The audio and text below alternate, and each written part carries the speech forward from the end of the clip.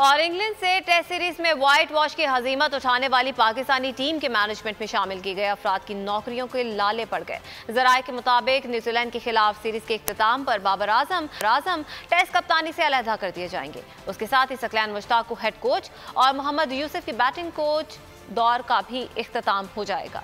जराये के मुताबिक इंग्लैंड से टेस्ट सीरीज के इख्तिताम पर बाबर आजम और सकलैन मुश्ताक को लाहौर तलब किया गया था।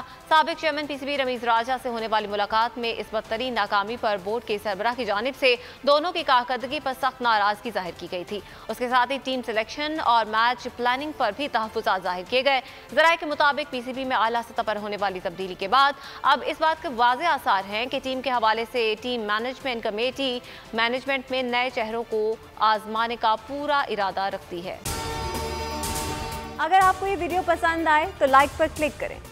हकीकी आजादी की जंग में बोल भी कप्तान के हमकदम। इलेक्शन कराओ मुल्क बचाओ की लाइव ट्रांसमिशन दिखाई लम्हा बलम्हा सूरत हाल। रील और रेटिंग में भी बोल न्यूज रहा नंबर 1। सब्सक्राइब करें और बेल दबाएं ताकि कोई खबर रह न जाए।